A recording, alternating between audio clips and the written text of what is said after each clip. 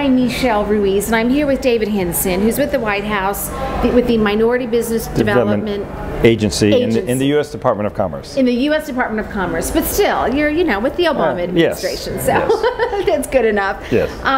And he spoke here this morning at the USHCC convention about federal procurement, which is why I wanted to talk to you a bit about that process and opportunities for my followers, who, as I mentioned to you, a large number of them are minority business owners and stuff. So we were just chatting about first of all, what the opportunities are, and really this is an opportunity not just from a minority business owner, but also an opportunity to help the economy, because it's really, they're tied into each other, right? Absolutely. We were just talking about that. Absolutely. The U.S. federal government is the largest business, if you will, in the world. The federal government buys $500 billion of products and services each and every year. So it's a substantial economic engine for the U.S. economy.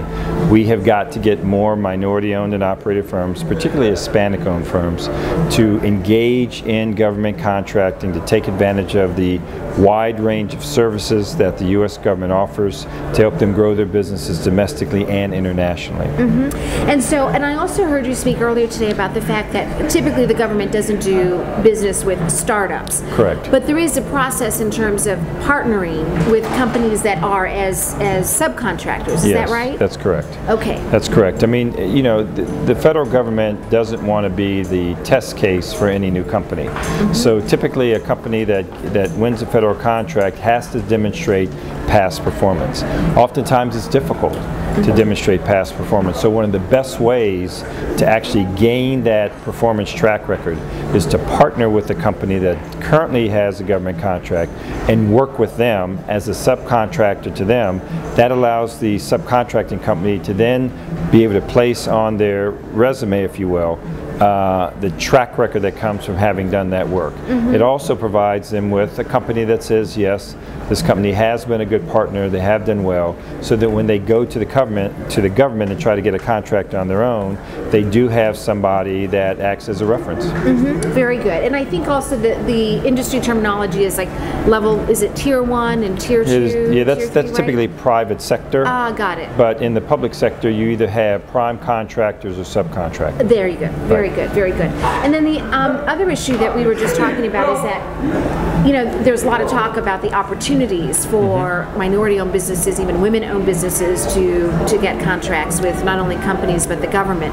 But it also takes work. You've got to prepare to be in position to be able to be seriously considered for those contracts. That's right. There's no doubt about it. You have to prepare. You have to create the foundation that puts you in a position to first compete for and subsequently win a government contract. You have to, for example, get on the GSA schedule.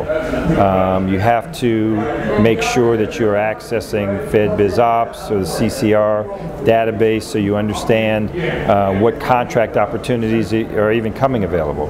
You have to put in place the appropriate infrastructure, accounting, finance, marketing, so that you can actually show that you have a viable company. And that really some key points that you talk about, because you really have to make sure that your infrastructure, your documentation, your financial structure is also, you have to bring on, real accountable accountants. Correct. You've got to bring those professionals into your business process. Correct. And they don't necessarily have to be employees, because these are services that can be outsourced. There are quite a number of firms that work with companies that do business in the government sector that would help structure the financials so that they meet the government requirements. So you don't have to necessarily bring someone in-house. You can have an external consultant actually help you with these things, but to get these contracts, to actually compete for them, let alone win, you do have to have all your paperwork and your entire structure in place. So in other words, Quicken won't suffice. That's really the key point. Quicken may be a little bit, Quicken may be tough. Right, exactly. Possible, but different.